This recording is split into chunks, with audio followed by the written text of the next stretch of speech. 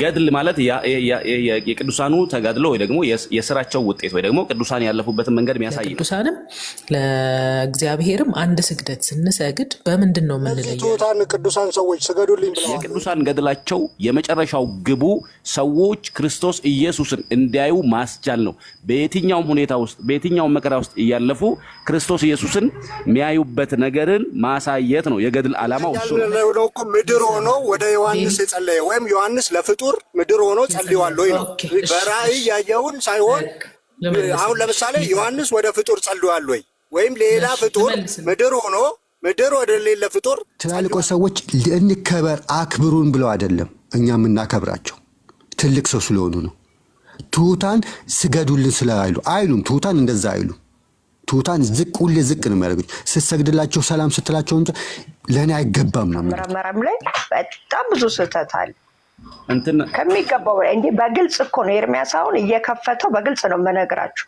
እየከፈተው እሱ ከራሱ ያመጣው ነገር የለም ከመጽሐፉ ነው እያመጣ የሚያነበው። ቤተክርስቲያን ንግስ ስንሄድ የምናስበው ፈጣሪ ኢየሱስ ክርስቶስ ሆይ ጉልበት ሁሉ ለአንተ ይንበርከክ እንደተባለ አምላክነትን አምነን እንሰግዳለን እንላለን። የሚካኤል ከሆነ ከዛ ቅዱስ ሚካኤል ቅዱስ መልአክ ሆይ እናከብርሃለን ብለን እንሰግዳለን በልባችን። ይሄ ነው ኦርቶዶክሳዊ ፍጥረት እስከ ራእይ የተጠቀሰልሽ ጥቅስ በሙሉ ሰዎች ላላዩት ሲሰግዱ የታየው ለእግዚአብሔር ብቻ ነው። ለፍጡራን ከሰገዱ የክብር አይተዋቸው ነው። እሺ ውይይት ትወያያለ መምህር ሰላም ለኪ ያሉ ቆይ ልንገርሽ ገባለው ውይይት ላይ መልእክት ሳይዩ በቃ እኔ ተረዳውትን ሀሳብ ትክክል ነው ብዬ ነው። ይኸውልሽ አንድ ታቦት በዛው ሰዓት ለተፈጠረም ለፈጣሪም አልሰገዱም መጽሐፍ ቅዱስ ላይ። አሁን እያሉሽ ያሉት ነገር የሚያመጡትም ጥቅስ በሙሉ ለታዩ ፍጡራን የተሰገደ ለክብር የተሰገደ ነው እንጂ ልክ አሁን እየተደረገ ያለው እንደ እግዚአብሔር ሳይታዩ ፍጡራኑ ሳይታዩ እየተሰገደ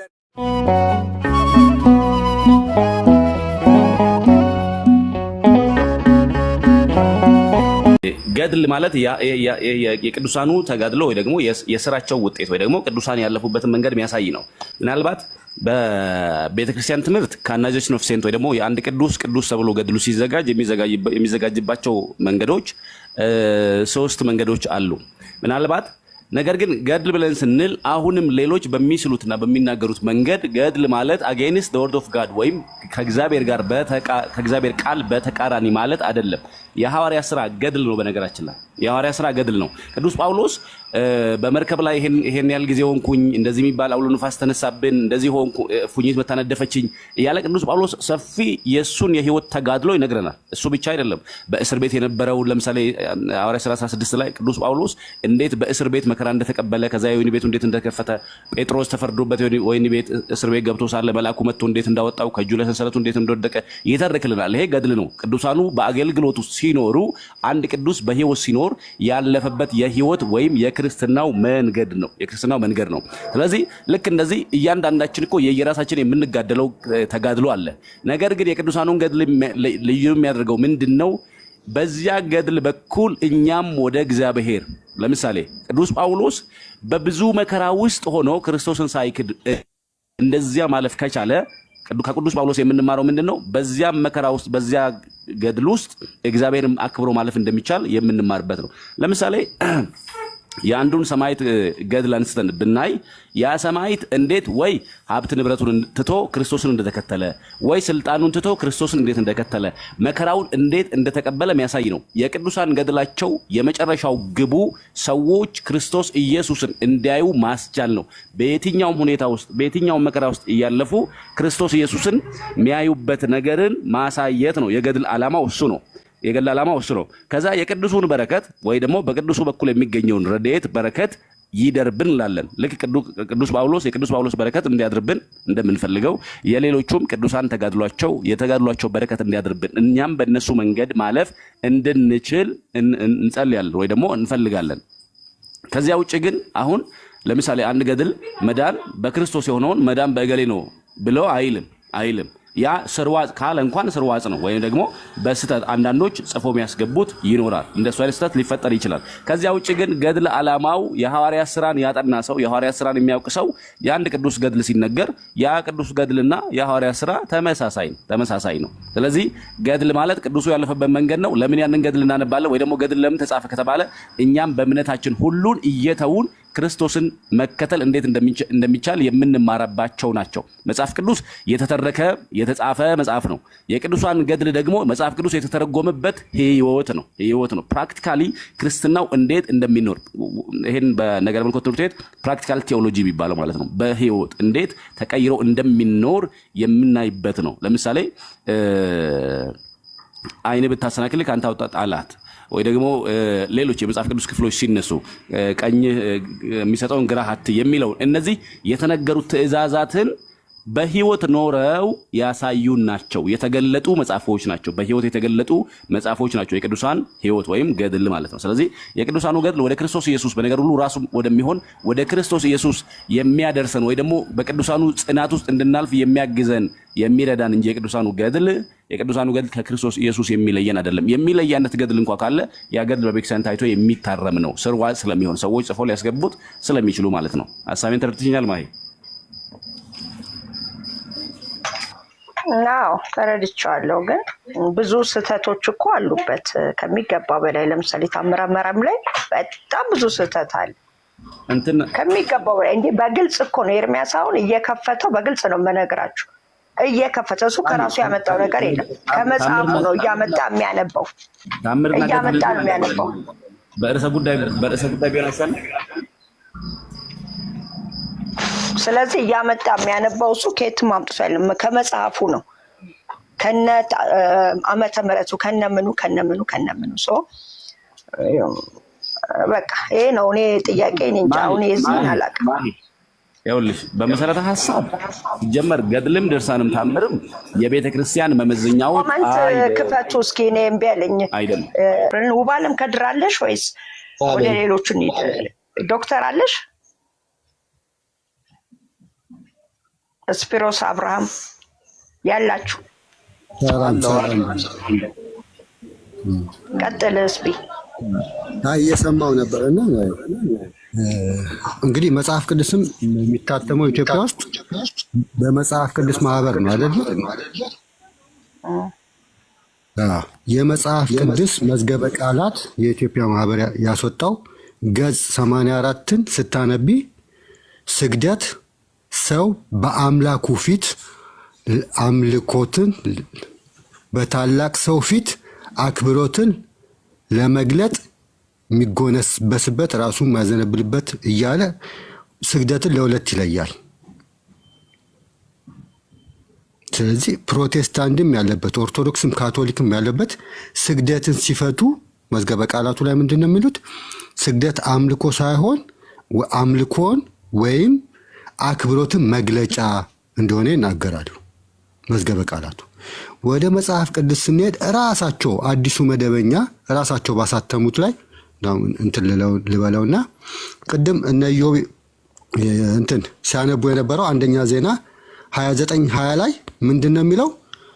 ለንጉሱና ለእግዚአብሔር ሰገዱ ነው አይደል? ለእግዚአብሔርና ለንጉሱ ሰገዱ። በትልቅ መሆን ይችላል። እንዴ እንትን ወደ ኋላ ላድርገውና ካስታወሳችሁ ለእግዚአብሔርና ለንጉሱ ሰገዱ ነው። ሰገዱ የሚለው አንድ ቃል ነው። አዲሱ መደበኛ ትርጉም እንዴት ነው የሚረዳው? እንዴት ነው ያብራራው ስንል የመጀመሪያው ነው አማርኛ 2005 ነው። ከዚያም በኋላ ዳዊት ሕዝቡን አምላካችሁን እግዚአብሔርን አመስግኑ አለ። መላ ጉባኤውም የቀደሙ አባቶቻቸውንም አምላክ እግዚአብሔርን አመሰገኑ፣ ወደ መሬትም ለጥ ብለው ለእግዚአብሔር ሰገዱ፣ ለንጉሱም ክብርን ሰጡ ይላል። ለየው። አየሽ መጽሐፍ ቅዱስ ላይ ኦሪጂናሉ የተጻፈ ለእግዚአብሔርና ለንጉሱ ሰገዱ ነው የሚለው። አንድ ክርስቲያን ሲያነብ ይህንን ነገር ይረዳል። ምንድነው? አምልኮ ለእግዚአብሔር ነው፣ ክብር ደግሞ ለሰው ነው። ስለዚህ ቃሉም አንድ ቢሆን ምን ብለን ነው የምንረዳው? ዳዊት ያው መጽሐፍ ቅዱስ በምላት እንትን ስለምናቅ ክርስቲያንም የሆነው ፍጡርን አናመልክም ብለን ነው። አንድ አምላክ ስላሴ ያለ ነው ብለን ነው። ስለዚህ ለስላሴና ለንጉሱ ሰገዱ ሲባል አንድ ክርስቲያን ምንድን ነው የሚረዳው? እነዚህ ሰዎች እግዚአብሔርን ለማምለክና ንጉሱን ለማክበር ሰገዱ። ይሄንን መዝገበ ቃላት የኢትዮጵያ የመጽሐፍ ቅዱስ መዝገበ ቃላት ገጽ 54 ላይ ማየት ትችያለሽ። ወደ ገድላት ስንመጣ ገድላትን እያነበብሽ የምትሰናከይ ከሆነ ለጊዜው አታንብቢ መጽሐፍ ቅዱስን። ከዛ በኋላ ገድላትን ስታነቢ ራስሽ መጽሐፍ ቅዱስን በደንብ ካወቅሽ በኋላ ራስሽ ነው ይሄኛው እንደ መጽሐፍ ቅዱስ አይደለም፣ ይሄ ትክክል ነው፣ ይሄ ትክክል አይደለም እያልሽ ራስሽ ማወቅ ትችላለሽ፣ ስህተትና ስህተት ያልሆነውን ነገር። ስለዚህ አሁን መዝገበ ገድላት የሚያሰናክሉሽ ወይም ማትረጃቸው ከሆነ መጽሐፍ ቅዱስን በደንብ ተማሪ፣ ሚስጥራትን የቤተክርስቲያን አባቶችን አንብቢ። በነገራችን ላይ እምነታችን የሚለካው በገድላት አይደለም፣ በቤተ ክርስቲያን በመጽሐፍ ቅዱስ እና በአባቶች ትምህርት። በመጽሐፍ ቅዱስ ከሌለ አባቶችም ይሄንን ነገር ካላስተማሩ ገድላት ላይ ካለ እኛ በተረዳ ነው አይደለም። በነገራችን ላይ እኛ ተረዳን በሚለው መጽሐፍ ቅዱስንም አንብበን ሌላ ነገር ልንረዳች እንችላለን። ለምሳሌ ይሄንን አሁን የጠቀስኩልሽን አንብበው ምንድነው የሚሉት? በንጉሱ ፊት ሰገዱ ነው የሚለው። ለንጉሱ አልሰገዱም፣ ንጉሱ ፊት ሆነው ለእግዚአብሔር ሰገዱ ነው የሚለው። ፊት የሚለው በመጽሐፍ ቅዱስ ይህንን በርዕስ መምጣት ፈልጋለሁ። በእግዚአብሔር ፊት ወይም በመላእክት ፊት። ለምሳሌ አንድ ሰው ንስሐ ሲገባ በመላእክት ፊት ደስታ ይሆናል ይላል። ይሄ የቋንቋ ዘይቤ ነው የአይሁዶች። በመላእክት ፊት በእግዚአብሔር ፊት ሲል ከእግዚአብሔር ወይም ከመላእክት በመላእክት ደስታ ሆነ። አንድ ሰው ንስሐ ሲገባ በመላእክት ፊት ሌላ አካል አለ ማለት አይደለም። እራሳቸው መላእክቶቹ ተደሰቱ። እንደዚህም በእግዚአብሔር ፊት ሞገስን አገኘ ሲል ከእግዚአብሔር ሞገስን አገኘ ማለት ነው። ፊት የሚለው ምንድነው የሚያሳየው? ራሱ እግዚአብሔር አካሉ ነው የሚያሳየው። ይሄ የአይሁዶች የቋንቋ ዘይቤ ነው። በሌላ ርዕስ እመጣለሁና ለማሳጠር ያህል ገድላት የሚያሰናክሉሽ ከሆነ መጽሐፍ ቅዱስና የቤተክርስቲያን አባቶች አንብበሽ በእምነትሽ ስትጠነክሪ የእነዚህ አባቶችን ገድል ታነቢያለሽ። ገድል ህይወት። በነገራችን ላይ ገድል ማለት እኮ ታሪክ ነው ህይወቶች። ለምሳሌ አሁን ለኢትዮጵያ ተዋጉት አሉ አይደለ? የተዋጉ ሰዎች አሉ፣ ታሪካቸው ይጻፋል። ይሄ ዓለማዊ ነው። በመጽሐፍ ቅዱስ ደግሞ ክርስትናን ተቀብለው ከመከራ ሲደርስባቸው ክርስቶስን ሊያስጥሏቸው ሲል ለአማልክት ስገዱ ሲባሉ ኖ አንሰግድም ብለው ህይወታቸውን በክርስትና መንገድ ይሄዱ ነው። የኛ ጀግኖች መንፈሳዊ ጀግኖች ናቸው። ልክ በዓለማዊ ጀግኖች አሉን አይደለ? እኛ ሰላም ዛሬ እንድንበላ እንድንጠጣ ተዋግተው ኢትዮጵያን ነፃ ያወጡት አሁንም እየተዋጉ ኢትዮጵያ እንዳትወረር አድርገው እንደሚሉ እንደዚህ ደግሞ የእግዚአብሔር ቃልን የጠበቁ አንድ ጥቅስ ልጥቀስልሽና ልጨርስ እንዳላስረዝመው እና እንደዚህ ሲጠይቋችሁ ብዙ ጥያቄ ያላቸው ሰዎች መጥተው ሲጠይቁ እያሳጠራችሁ ንገሯቸው። ከባድ ነው። ብዙ ሲወራ አይዙትምና በነገራችን ላይ ክርስቲያን ሆነን እንኳን እኛ ብዙ ያልተመለሰልን ማይመለስልን ነገር አለ በመጽሐፍ ቅዱስ። ለምሳሌ እግዚአብሔር አብርሃምና አዳምና ሔዋንን ፈጠረ። እንደሚወድቁ እያወቀ ለምን ፈጠራቸው? እንደዚህ አይነት ነገር ይመጣብናል። የእግዚአብሔርን ሐሳብ ስለማናቅ ጥያቄ አለን ማለት እምነቱን ጥለን እንሄዳለን፣ ክርስትናን ጥለን እንሄዳለን ማለት አይደለም። እኛ ያልደረስንበት ነገር አለ ብለን እንትን አለ። አይን ያወጣ ስህተት ከሆነ ደግሞ እሱን እናየዋለን። አንደኛ ቆላሳይስ 1:24 ላይ እንደዚህ ይላል። አንዴ ቆላሳይስ 1:24 ላይ አሁን በመከራዬ ስለ እናንተ ደስ ይለኛል፣ ስለ አካሉ ማለት ስለ ቤተ ክርስቲያን በስጋዬ በክርስቶስ መከራ የጎደለውን እፈጽማለሁ ይላል ሐዋርያው ጳውሎስ ነው ይህንን የሚናገረው። ከክርስቶስ የጎደለውን መከራ እሞላለሁ ነው የሚለው። እፈጽማለሁ እሞላለሁ ማለት ነው። ከኢየሱስ ክርስቶስ መከራ የጎደለ ነገር አለ እንዴ? ምንም የጎደለ መከራ የለ። ምንም ምን እያለ ነው? ኢየሱስ ክርስቶስ መስቀሉ ላይ ተሰቅሏል። ያ ግን የመስቀሉ የቤዛነቱ ስራ ወደኛ እንዲደርስ ቅዱስ ሐዋርያው ጳውሎስ ብዙ ነገር ብዙ እንትን ከፍሏል። ታስሯል፣ ተደብድቧል፣ ተሰዷል፣ እስከ መስዋዕት ደርሷል።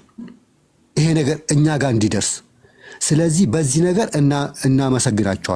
እናመሰግናቸዋለሁ። ለማን ይሄንን ሁሉ ያደረገው ይላል? አሁን በመከራዬ ስለ እናንተ ደስ ይለኛል፣ ስለ ቤተክርስቲያን እና በዚህ ምክንያት እናመሰግናቸዋለን፣ እናከብራቸዋለን። አስረዘምኩኝ፣ ይቅርታ። ስፒሮስዬ እነዚህ ትሑታን ቅዱሳን ሰዎች ስገዱልኝ ብለዋል ወይ ነው? ቃልዮት ያሰማል። ስገዱልኝ አይሉም። አይደለም አታፍኑና ልጅቷ ትወቅበት። ልመልስለትና ጥያቄ ሰጣቸዋለሁ። ቆይ አንዴ። ማንም አያስወጣም። ሞዴሬተሮች እንዳታስወጡ፣ እኔ ነኝ ያስገባሁት። ቆይ ስፕርዬ ቃልዮትን ያሰማልን። ካስታወሽ መለጌታ የሚባሉት እዚህ ነበሩ አይደለ? እነ ኢዮብ ሲናገሩ አቆምሽና አክብሯቸው አልሽ። ትልቅ ሰው ናቸው ይከበሩ አልሽ አይደል? ትላልቆች ሰዎች እንከበር አክብሩን ብለው አይደለም እኛ የምናከብራቸው፣ ትልቅ ሰው ስለሆኑ ነው።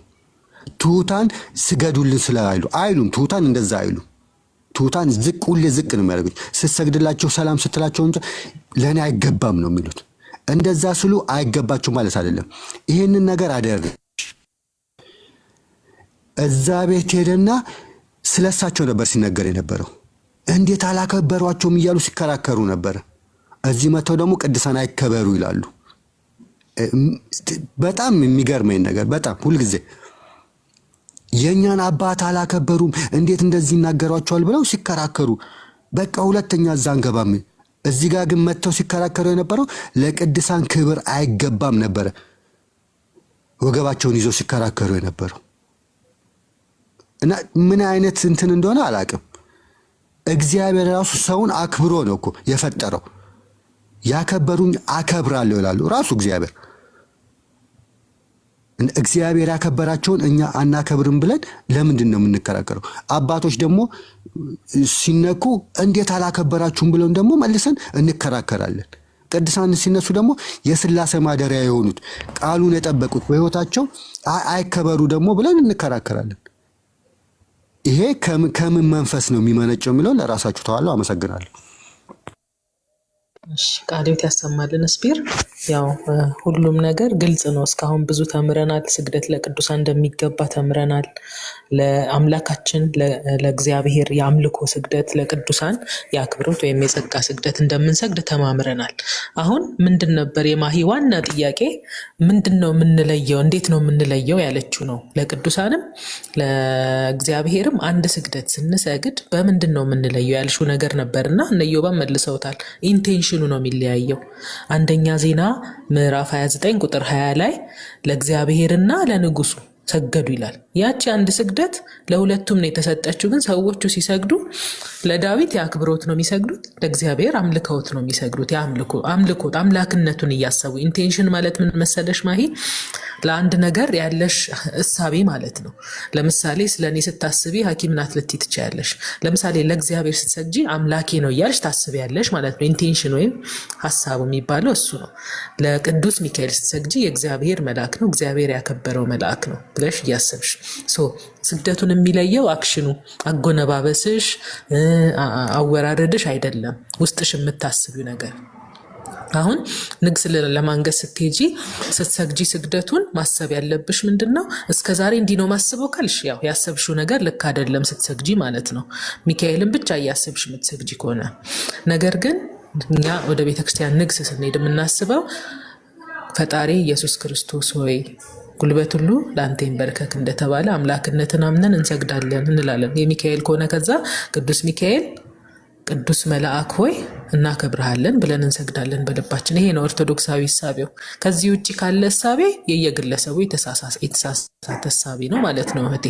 ሌላው ነገር ቅዱሳን ቁጥራቸው ውስን አይደለም። ከዚህ በኋላ የሚመጡ እልፍ ቅዱሳን ይኖራሉ። እስከዛሬም ያሉ እኛ ማናቃቸው በጣም እልፍ ቅዱሳን ይኖራሉ። ዕብራውያን 12 ላንብብልሽ እና ስለ ቅዱሳን ምን ያህል እንደሆኑ እዛ ላይ ይገልጻልና፣ ነገር ግን ዕብራውያን 12 ቁጥር 22 ላይ የቤተ ክርስቲያንን ጽንሰ ሀሳብ ነው የሚያስረዳው። በእርግጥ ይሄ ቤተ ክርስቲያን ብዙ ቅዱሳን እንዳሏት ያሳይ። ነገር ግን ወደ ጽዮን ተራራና ወደ ሕያው እግዚአብሔር ከተማ ደርሳችኋል፣ ወደ ሰማያዊቱም ኢየሩሳሌም በደስታም ወደ ተሰበሰቡት ወደ አእላፍ መላእክት። አየሽ፣ በደስታ ወደ ተሰበሰቡት ወደ አእላፍ መላእክት። መላእክቱ ራሱ አእላፋት ናቸው። እኛ የምናውቃቸው ግን 10 ቢሆኑ ነው አይደል? በጣም ትንሽ ናቸው። እነዛ ሁሉ ክብር ይገባቸዋል እኮ አእላፋቱ፣ እኛ ግን አናቃቸውም። ባወቅነው መጠን ግን ያወቅናቸውን እናከብራቸዋለን። እሺ እንቀጥል። ቁጥር 23 ላይ በሰማያትም ወደ ተጻፉ ወደ በኩራት ማህበር የሁሉም ዳኛ ወደሚሆን ወደ እግዚአብሔር ፍጹማን ወደ ሆኑት ወደ ጻድቃን መንፈሶች ይላል። ፍጹማን የሆኑ የጻድቃን መንፈሶች አሉ። ስንት ናቸው? አይገልጽም። የእግዚአብሔር መላእክት አእላፋት ናቸው። ቅዱሳንም በዚህ ሁሉ ዘመናት ቤተክርስቲያን ከተመሰረተች ጀምሮ ቤተክርስቲያን ውስጥ ያሉ ቅዱሳን በጣም ብዙ ናቸው። እኛ የምናውቃቸው 20-30 አይሞሉም። ነገር ግን ሁሉንም ካላወቃቸው አትጸድቁም አልተባልንም። ባወቅነው መጠን ቅርባቸው ያሉንን የተረዳነውን ያነበብናቸውን ግን እናከብራቸዋለን እና ቁጥር ላይ ምንም ሀሳብ ሊገባን አይገባም። አላፉን 1000 10,000 እነዚህን ሁሉ ካላወቃችሁ ኦርቶዶክስ አትባሉም የሚለን የለም። ያወቅናቸውን ቤተክርስቲያን ስንሄድ ያወቅናቸውን በጽሁፍ ያወቅናቸውን በኑሮ ያወቅናቸውን ግን ልናከብራቸው ግድ ይለናል። ማን ነው የሚያስገድደን? እግዚአብሔር። መቼ? መጽሐፍ ቅዱስ ክብር ለሚገባ ሁሉ ክብርን ስጡ ነው። በቃ ይሄ ነው ያለው ነገር ማህዬ። ሌላው ገድላት ላይ ያነሳሹ ነገር፣ ገድላት ቀጥታ የሚነበቡ ነገሮች አይደሉም። አጻጻፋቸው ሜዲቫል ፔሪድ ላይ የተጻፉ ጽሁፎች በሙሉ ወጣ ያለ ከኛ አነጋገር ዘዬ ለየት ያሉ እና ያንን ለመረዳት ደግሞ እነሱን መጽሐፍት በጣም ብዙ ያነበበ ሰው መሆን አለበት። ያንን ትርጉሙን ራሱ ለመረዳት አንዳንድ ነገሮች ላይ ማለት ነው። ይሄንን መረዳት ያስፈልጋል እና ስናነባቸው ቤተክርስቲያን ምን ብላ ነው የምትፈታው የሚለውን መጠየቅ ያስፈልጋል። ሁለተኛ ነገር ደግሞ ገድላትን ስናነብ ደግሞ እነሱን መጽሐፍት በጣም ብዙ ያነበበ በረከት ሚውት አድርግ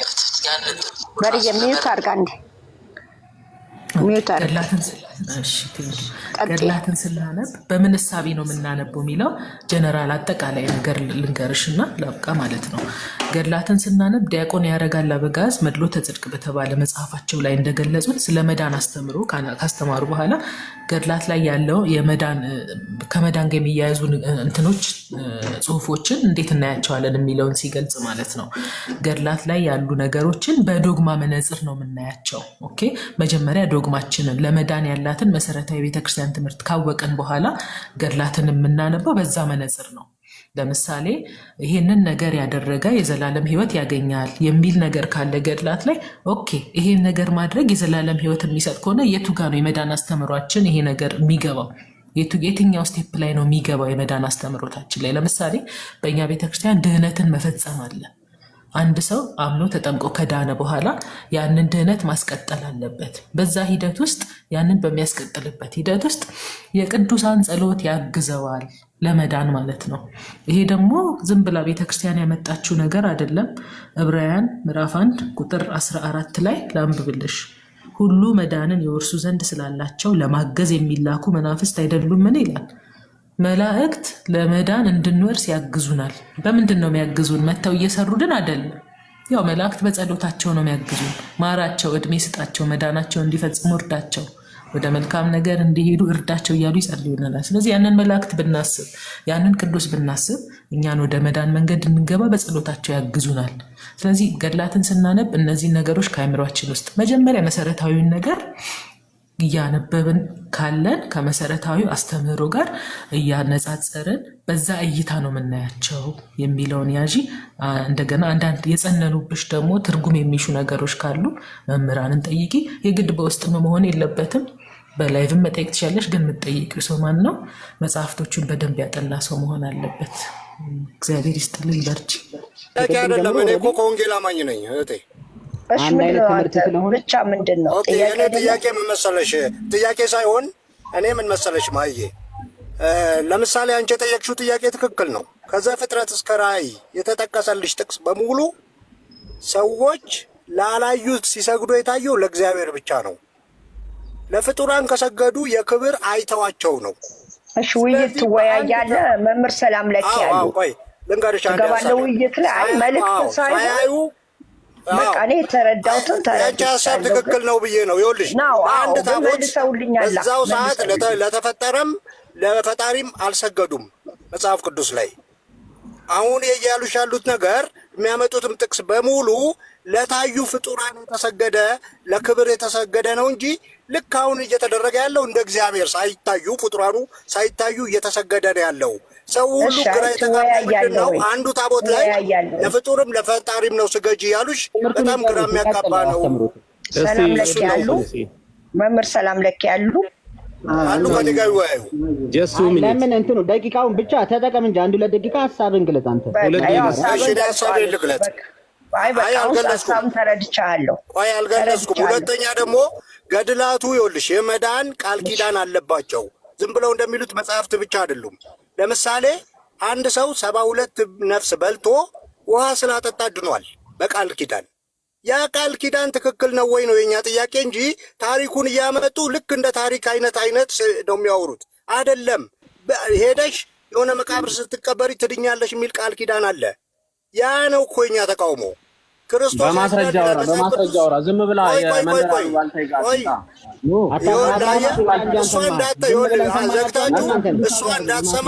እንዳትሰማ ዘግታችሁ ነው እያወራችሁ ዝም አትልም። አንተ ታወራ ማን ገባ መሀል ላይ አንተ ስታወራ ዝም ነው ያለው። ዝም አትልም። ዝም ብለን ሰማናችሁ።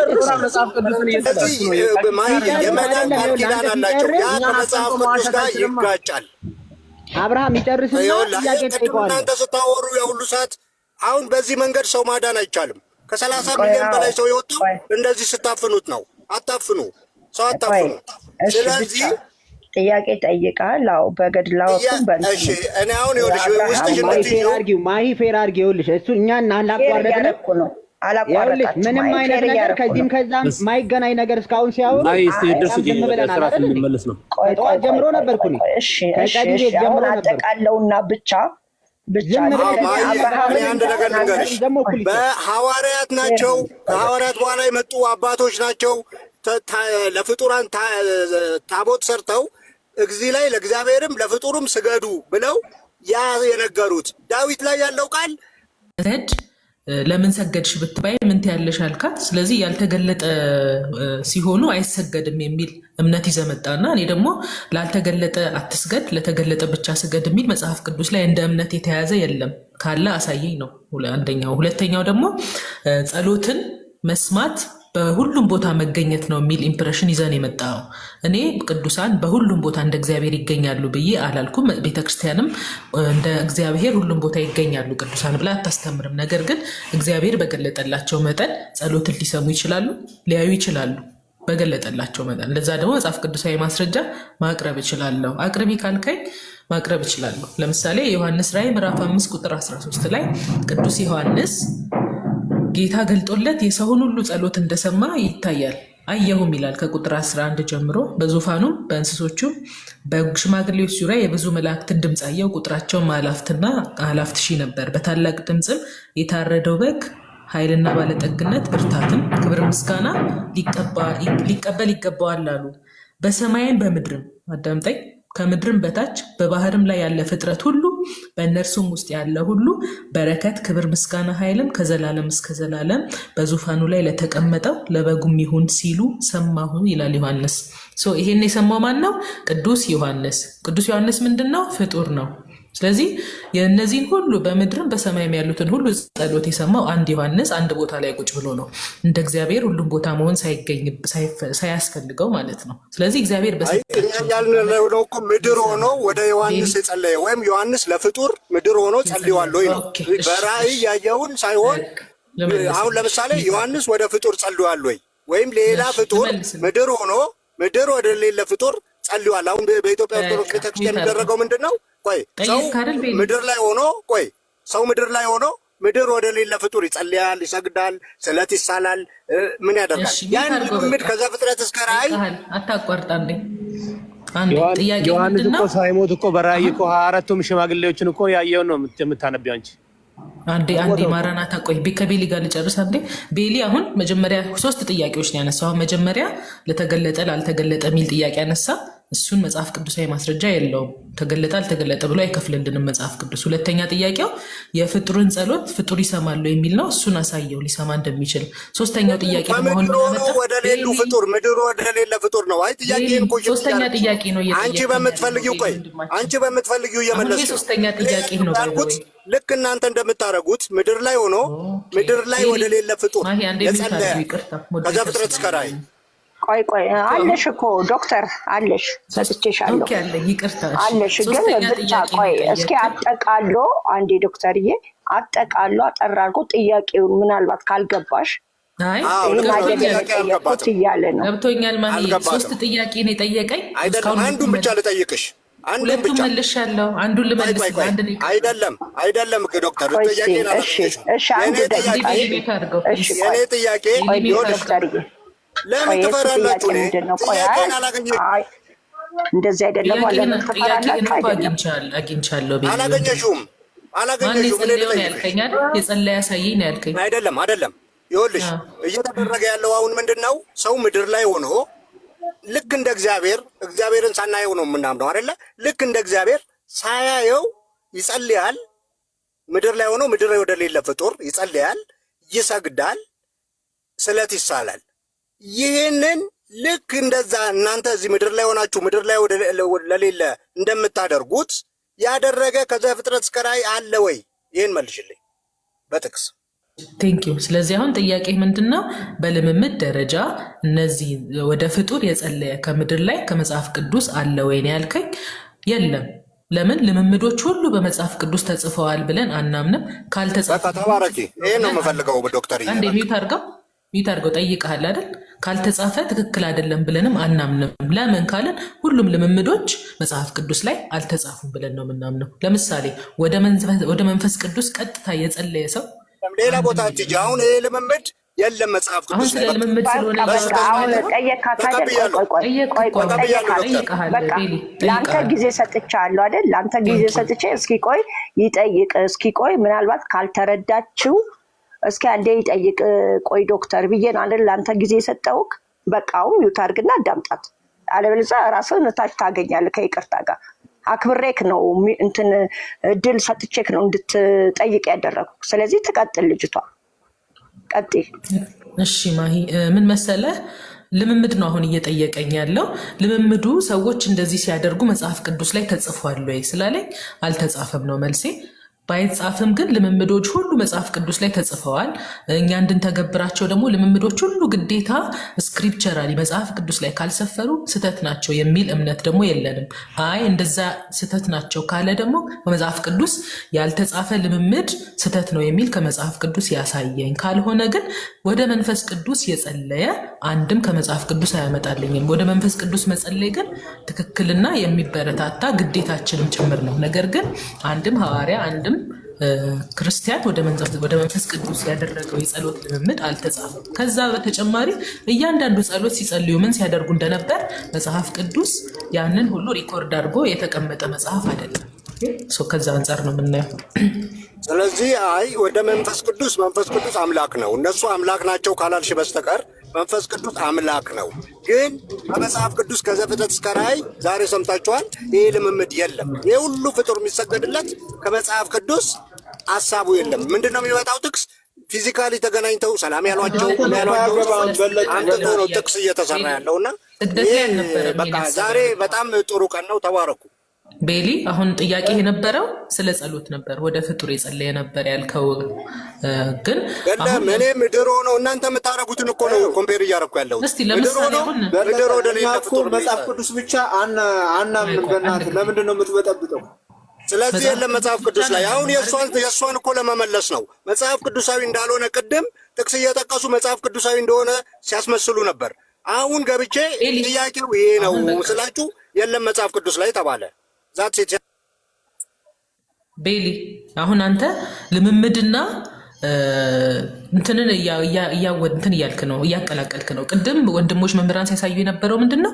ከእግዚአብሔር ውጭ ለፍጡራን ስግደት እንደሚገባ ነው የተማርነው። ኦኬ፣ ስግደት ለእግዚአብሔር ብቻ የሚል ሉተር የፈለሰፈው ትምህርት አላችሁ። እሱ ግን ሮንግ እንደሆነ ስግደት ለፍጡራንም እንደሚሰጥ መምህራን አስተምረው ሄዱ። ከዛ በኋላ ያንተ ጥያቄ ግን ምንድን ነው?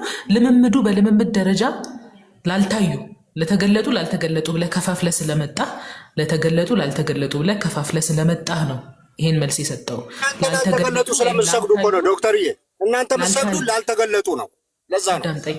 እንደዛ የሚል አለ እንዴ? ሳይገለጥ ሲገለጥ የሚል የለም እኛ ቤተክርስቲያን። እናንተ ለተገለጡ ነው የምትሰግዱት? አዳምጠኝ። ቆይ የምትሰግዱት ለተገለጡ ነው? ለተገለጡ ላልተገለጡ ብሎ አልነገረንም። አይደለም የምትሰግዱት አሁን በወር 30 ቀን የሚፈታ ስም ተሰይሞ የሚሰገድ ማይ በእናትሽ ልጅ አስወጩ አይደለም። ቤሊ አውርጃለሁ ከይቅርታ ጋር። እሺ ለምን መሰለህ? ሶስት ጥያቄ ጠይቀሃል። ጥያቄህን መልሼልሃለሁ። አንተ ግን የራስህን ኮንክሉዥን ለመስጠት ሲጀምር ኤች ፕራይም እና ኤርሚያስ አስቀጥሏቸውና መልሱላቸው። ይህንን የቤሊን ሀሳብ ላጠቃልል። መጽሐፍ ቅዱስ ክብር ለሚገባው ክብርን ስጡ ይለናል። ክብር ደግሞ በስግደት ይገለጣል። ስለዚህ በስግደት ክብር እንደሚገባቸው ክብራቸውን ክብር ለሚገባው ክብር ስጡ የሚለው ለማን ነው? ክብር ለሚገባው ባጭሩ ካላይ ግን አመዛቸው ቃል እግዚአብሔር ያከበራቸው ቅዱሳን መላእክት ጻድቃን። ስለ ቅዱሳን ስለ መላእክት አይልም ቃሉ። እሱ ቦታ ለምን ይላል? ክብር የሚገባው ነው የሚለው ወንድም። ልንገርሽ ሙሉ ቻፕተሩን ከያዝ ነው አንቺ አነሳሽውን ባለስልጣናት በእግዚአብሔር የተሾሙ ብሎ እዚህ ምድር ላይ ባሉ ለስልጣናት ለአለቆች ነው እንደሚያወራው። እኛ ካገኘናቸው በተለይ ደግሞ ኦርቶዶክስ ቤተክርስቲያን አሁን እንዳደረገችው በመንፈስ ሆና ሳታያቸው በሰማይ ላሉ እሷ እዚህ ሆና በአካል ሆነን ከመንፈስ እየተገናኘ አምልኮ በሚመስል ነገር ስገዱ አይልም። ቃሉን ከፍተን ማየት እንችላለን። አንቺ ስላቀረብሽው ክፈችውና መጽሐፉ ላይ ስለ ባለስልጣናት ነው የሚያወራው። ስለ ቅዱሳን ስለ መላእክት አይልም። ማውጣት ትችላለሽ እንጂ አንቺ አሁን እኮ እንደዛ ከሆነ ዛሬ ሄደሽ ለዶክተር አብይ ትሰጊያለሽ እንዴ? ክብር ለሚገባው ዶክተር አብይ ማን ናቸው? ቤተክርስቲያን ቅዱስ ብላ ሰይማቸዋለች ወይም ስለ ቅዱስ አይልም። ቤተክርስቲያን ቅዱስ ብላ ስለሰየመቻቸው ስገዱ አይልም። ቦታውን በደንብ አውጥተሽ ክብር ለሚገባው ክብርን ስጡ ይላል አይደል መጽሐፍ ቅዱስ? ክብር በምን ይገለጻል? ማን ናቸው ሲል ይኸውልሽ ስለ ባለስልጣንና ስለ ሹመኞች ነው የሚያወራው። እዛ ላይ አንዴ ሚውት አድርገን አይደለም አሁን ተጠይቅሽ ሚውት እኮ አይደለም። ከቤሊ ጋር የጀመርኩትን ላጠቃልና ከመምህር ሰላም ለኪ ጋር ትቀጥላለህ። አይ ስትናገሪ ስላወራሽ እኮ ነው የጠየቅኩሽ። ጥቅሱን አምጥተሽ ስታወሪው ጥቅሱን ስላልተረዳሽ ነው። አስተካኪ ነው። ተረድቼዋለሁ። ምንድን ነው ያልተረዳሁት? ያልተረዳሁት ምንድን ነው ያልተረዳሽው? ምን መሰለሽ አንቺ ከመሃል ክብር ለሚገባው ክብር ስጡ የሚለውን ያነበብሽው፣ ግን እዛ ክብር ለሚገባው ክብር ስጡ የሚለው እንደዚህ ተሰየመው ቀን ተሰየመውላቸው ግማሹ መጽሐፍ ቅዱስ ማያውቃቸው ግማሹ መጽሐፍ ቅዱስ ማያውቃቸው ቅዱሳን ተብለው ሰው ሁሉ በመንፈስ ወደማያውቀው ይሰግዳል አይደለም። ባለስልጣናትና እዚህ ሹመኞች ለነገስታት ነው የሚለው መጽሐፉ። ለነገስታት ለንጉሶች በእግዚአብሔር የተሾሙ ናቸውና አክብሯቸው፣ ክብር ስለሚገባው ክብር ስጡ ብሎ ስለ ምድር ባለስልጣናት ነው የሚያወራው እንጂ ፍጹም ከሃይማኖት ጋር የተገናኘ ነገር አይደለም። ምዕራፉን እኔ ምን አልኩኝ? አንቺ ደግሞ ክብር ለሚገባው የሚለውን እዛ ጋር ስገዱ ይላል አልኩ እንዴ ወንድሜ ኤርሚያስ? ያንን ጥቅስ የጠቀስኩት ስገዱ ለማለት ነው። ከምናወራው ሀሳብ ጋር አይገናኝም ይሄ ጥቅስ ነው። ሌላ ጥቅስ ማቅረብ ትችላለሽ። እንዴት እንደሚገናኝ ላሳይ። በቃ ሚውት አድርገው። እሺ አውጡና እንትኗን ብቻ አታወሪያት። ችግር የለውም። እንዴት ነው የሚገናኝ ልንገርህ። የእናንተ ሉተር ምን ብሎ መጣ? ክብር ለእግዚአብሔር ብቻ አይደል? መጽሐፍ ቅዱስ ምን ይላል? ክብር ለሚገባው ክብርን ስጡ። ስለዚህ ይሄ ነው የሚገናኝ። ክብር ለእግዚአብሔር ብቻ ማለትና ክብር ለሚገባው ክብርን ስጡ አንድ ነው እኮ። ክብር ለሚገባው ክብርን ስጡ የሚለው ስለዚህ ከአንቺ ከምታወሪው ሀሳብ ጋር ይገናኝ መጽሐፉ ላይ ነው። የኔን ሀሳብ ተወውና የኔን ሀሳብ ተወው። ክብር ለሚገባው ክብር ይሰጣል አይሰጥም እኮ የሚለው ግን ክብር ስጡ ያለን እንደዚህ አንቺ በምትይው አይነት አውድ አይደለም መጽሐፉ ላይ ተጻፈው። ለምን ከመሃል አንዷን ቃል መዘሽ ነው እንጂ ከላይ ጀምሮ አንብቢው እሱን ቃል አይቶ ክብር ለሚገባው ክብርን ስጡ የሚለውን እንያዝና መስገድ ክብር መስጠት ነው አይደለም? አይ በዚህ አይደለም። እኔ አሁን ባንቺ በዚህ ቶፒክ አይደለም። እኔ እኮ ለዛ ነው የጠቀስኩት። እኔ የጠቀስኩት ከስግደት አንጻር ነው። እሺ ከስግደት አንጻር ከመጽሐፍ ቅዱስ ለምሳሌ ክብር አሁን ክብር ለምሳሌ ከስግደት አንጻር ሊሰጥ ከክብር አንጻር ስግደት ሊሰጥ ይችላል። ያን ደግሞ በመጽሐፍ ቅዱስ ንጉስ ሲከበር አይተናል አይደል? ንጉስ ሲያከብሩ እየሰገዱ ነው። ለንጉሱ ከምንሰግደው በእውነትና በመንፈስ ነው እንዴ? እኔ አሁን በእውነትና በመንፈስ ነው ብያለሁ እንዴ? እሺ በመንፈስ ካልሆነ ደግሞ ንጉሱ አጠገቤ መሆን አለበት አይደለ ዶክተር? እሱ አንተ ነው ስለ ንጉስ ከሆነ የምታወራው አንተ ነው ያልከው። እሱን አንድ ጊዜ ለምሳሌ ከቅድም ጀምሮ ጥያቄህን ወይ ጨርስና አንድ ጊዜ ከዛ ሚዩት አድርገው። አይ ጥሩ እየሄድሽልኝ ነው፣ ችግር የለም እየገባኝ ነው። የሚገባሽ ደግሞ ይገባሻል። ምንድነው እናቴ ኖራ እግሯን ብስማት በስጋ ነው፣ አጠገቤ ነው እናቴ ብዬ እግሯን ብስም ለፍቅሬንም መውደዴንም ማክበሬንም ልገልጥ እችላለሁ። በመንፈስና በእውነት አይባልም። በስጋ ማክበር ለትልቅ ሰው ጎንበስ ብዬ ሰላምኖት ጋሼ ብዬ ወንበር ብለቅ ወይ ባጎነብስ በክብር ነው፣ በስጋ ነው። ለእግዚአብሔር ግን የሚሰገደው በእውነት ነው። ለቅዱሳን የሚሰገደው ያለው ማን ነው? እሺ አስጨርሽኛ። ይኸውልሽ አሁን ለምሳሌ ችግር የለም እኔ በቀንነት ስለማወራ ብትሰሚኝ መግባባት ነው መማማር ነው። የሆነ ልጎትትሽ ወይ ጥያቄህን አቅርብ። አንዳንድ ጥያቄ ነው አይደል ያለህ? አቅርብ በቃ። አሁን ክብር ለሚገባው ክብር ስጡ ይላል ብዬ ክብር ለሚገባው ሁሉ ክብር ስሰጥ፣ ስግደት ለሚገባው ስግደት ትሰጣለህ ማለት ነው። በቃ ስግደት የሚገባው ክብር መስጠት ስለሆነ ክብር ለንጉሱም አሁን ሲሰግዱ ንጉስ አጠገቡ ስለሆነ እንጂ ዳዊት ለንጉስ ከሰገደ ንጉሱን እያየው ነው። እግዚአብሔርን ግን ሳያው ነው የሚሰግድለት። አባባል የገባ ያ ምንድነው? በስጋ ስለሆነ ነው ለንጉሳን የሚቀርብ ወይ ለእናት የሚቀርብ ለአባት የሚቀርብ ለታላላቆች የሚቀርብ ሰላምታ ነው። ጎንበስ ብለሽ ወንበር ለቀሽ የምታደርጊው በስጋ ነው። ይኸውልሽ ግን ኢንስፕሪት ዓለም ገብተሽ በእውነትና በመንፈስ ከሰገድሽ ያምልኮ ነው። ይሄ ለፍጥረት ለሰው አይሰጥም። ያምልኮ በመንፈስ ዓለም ኢንስፕሪት የሰገድሽ ነው ማለት። ይሄ ደግሞ በመንፈስ ዓለም ስለሆነ ስህተት ነው ባይነን ነው እኛ ብለሽ ከገባሽ ዶክተር። ይሄ አሁን ያንተ ጥያቄ ሳይታዩ ለምን ይሰገዳል ነው። ያው ከቤሊ ጋር ተመሳሳይ ነው። መጽሐፍ ቅዱስ ሲገለጡ ስገድ፣ ሳይገለጡ አትስገድ የሚል ሀሳብ አለው። አይልሽ እንደዛ ለማለት ፈልጌ ክብር መስጠትና አምልኮ መለየት አለብን። ክብር ለመስጠት ይኸውልሽ በስጋ መሆን አለበት። አምልኮ ምንድን ነው? አምልኮ ማለት ስለ አምልኮ አወራን እንደኛ እያደረጋችሁ አምልኮ ነው ብለህ ነው የምታስበው? ስግደት እየሰገዳችሁ ነው። የአምልኮ ስግደት ሁሉ አምልኮ ነው ብለህ ነው የምታስበው? በመንፈስ ከገባሽ አዎ፣ ኢንስፕሪት ከተገርሽ እሺ። ስግደት ሁሉ አምልኮ ነው የሚል ጥቅስ አሳየኝ። እንደዛ እያልኩኝ አይደለም። ይኸውልሽ ስግደት ሁሉ አምልኮ አይደለም ያልኩት። ስለዚህ ስለ አምልኮ ለምን ታወራለህ? እኔ ስለ ክብር ሳወራ፣ እኔ ስለ አክብሮት ስግደት ሳወራ፣ አንተ ስለ አምልኮ ስግደት ለምን ታወራለህ? እሱን ነው ያብራራሁት። ብትሰሚኝ ይኸውልሽ እግዚአብሔር እኔ ሕያው ነኝና ጉልበት ሁሉ ለእኔ ይንበረከካል አለ በኢሳይያስ መጽሐፍ። እኔ ሕያው ነኝና ሕያው ስለሆነ ኤኒዌር ስላለ ሕያው ስለሆነ ፍጹም ስለሆነ ጉልበት ሁሉ ለእኔ ይንበረከካል ያለው ፍጻሜውን ያገኘው ጉልበት ሁሉ ለኢየሱስ ስም ይንበረከካል። ለምን? ኢየሱስም ሕያው ነው፣ ከሞት ተነስቷል። ስለዚህ ሕያው ላልሆነ ነገር አጠገብሽ ለሌለ ነገር ስትሰግጂ እያመለክሽ ነው። ሕያው ላልሆኑ አምልኮ እያቀረብሽ ነው ነው። ስለዚህ ሕያዋን አይደሉም ነው ፖይንት አይደል? ሕያዋን አይደሉም ብለህ ነው የምታስበው? ቅዱሳን ነው ሕያውነታቸው በነፍስ ነው። ሲሞቱ እግዚአብሔር የዘላለም ሕይወት ይሰጣቸዋል እንጂ ባሉበት ሆኖ አይቀጥሉም። ለምሳሌ ሙሴ ሲሞት ባሪያዬ ሙሴ ሞተ ብሎ እግዚአብሔር ኢያሱን ጠራው። ለምን? ሙሴ ሞቷል። ከዛ በኋላ ሕያው ሆነ ማለት አያውቅም በቃ እንትን ማለት ነው። ምንም የማወቅ እንትን የለውም ከዛ በኋላ ማለት ነው። ለዛ አገልግሎት ሊሆን አይችልም። ባሪያዬ ሙሴ ሞተ አለው። ህዝቡን ሊያሻገር አይችልም። ከዚህ በኋላ እኔ የምሰጠውን ስራ ሊሰራ ስለማይችል ከዚህ ዓለም ተለይቶ ሄዷል። ማንን ጠራ? ኢያሱን ጠራና ደግሞ ስራው እንዲቀጥል አደረገ። ለምሳሌ እኔ ልበልሻው ታቦት ሲወጣ ቢሞት ሁሉ ሕያው ይሆናል ሲል እግዚአብሔር ከዛ በኋላ ምንም አያውቁም ማለት ነው። እንደዛ ነው የምትረዳው? በሰማይ ያለውን ህይወት ይቀጥላል። በሰማይ ለዚህ ስራ ግን ሊሆን አልቻለም። ይኸው ኢያሱን ጠራው እኮ መጽሐፍ ላይ አይደል? ባሪያዬ ሙሴ ሞታል። ያውቃሉ አያውቁም? ሕያዋን ሲሆኑ ያውቃሉ አያውቁም?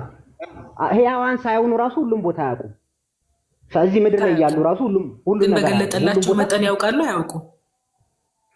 ሁሌ ላያውቁም ማለት በራእይ እግዚአብሔር የሆነ ነገር ሊያሳያቸው ይችላል ለሆነ ጊዜ። ለምሳሌ አሁን አንቺ ቅድም እንዳልሽው በራእይ ለዮሐንስ ፍጥረት ሁሉ ክብር ይገባል ለእግዚአብሔር ምናምን ሲሉ ሰማ። በራእዩ ከራእዩ በፊት አያውቅም። ጳውሎስ ወደ ሰማይ ተነጠቀ። እግዚአብሔር በፈለገው ጊዜ በፈለገው ዘመን ይገልጽላቸዋል አይደል? ስለዚህ ያውቃሉ። ሕያዋን ሆኑ ማለት ያውቃሉ፣ ሊያውቁ ይችላሉ ማለት ነው አይደል?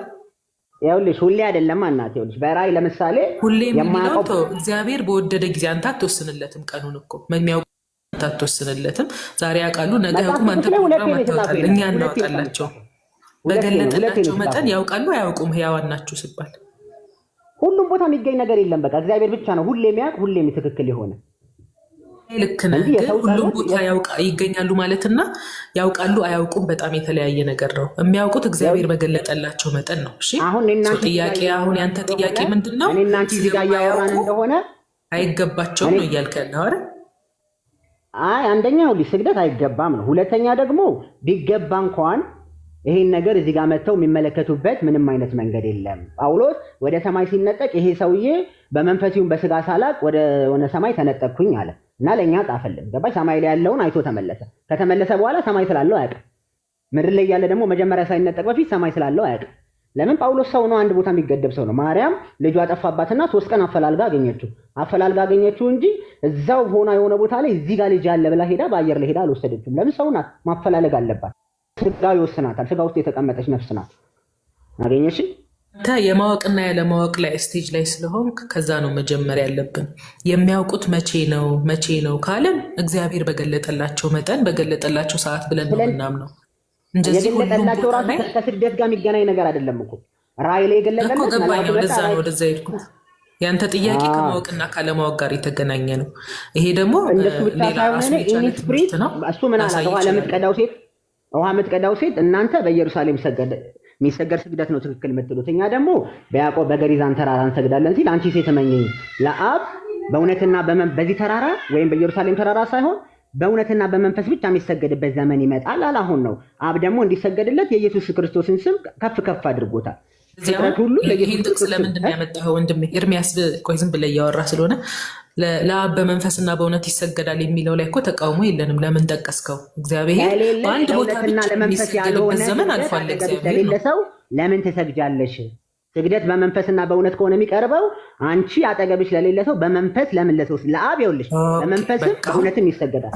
አሁን ሚውት አድርጎ ለምን እንደምሰግድ ልንገርህና እንጨርስና ወደ ሌላ ሰው የምመልሽልኝ ግን እንደዚህ አድርገሽ ነው። ይኸውልሽ ለሌላ ሰው ለምን ትሰግጃለሽ ስላልክ እንደሱ አይደለም። ቆይ አንዴ ስሚ፣ ከመመለስሽ በፊት አንዴ ስሚ። ይኸውልሽ ለአብ በእውነትና በመንፈስ ይሰገዳል ብለዋል።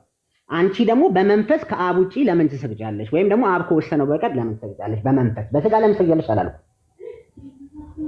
መልሽልኝ። እሺ ሲጀመር እዛ ጋር ያለው ጥቅስ ለእግዚአብሔር በአንድ ቦታ እንደሚሰግዱ ነበር እሷ ስትናገር የነበረችው። ከዛ በኋላ ምን ተባለ? ክርስቶስ ምን አላት? በአንድ ቦታ ብቻ አይሰገድም ነው ባጭሩ። እዛ ጋ ያለው መልስ ለእግዚአብሔር በአንድ ቦታ ብቻ የሚሰገድበት ዘመን ያበቃል ነው እንጂ ለቅዱሳን ስለመስገድ፣ ሲገለጡልን ስለመስገድ፣ ሳይገለጡልን ስለመስገድ አይደለም ጥቅሱ የሚያወራው። ሁለተኛ ነገር ደግሞ አግኝቻለሁ እነሱ የሚሰግዱት በመንፈስ መስገድ ማለት ምን ማለት ነው? ያዕቆብ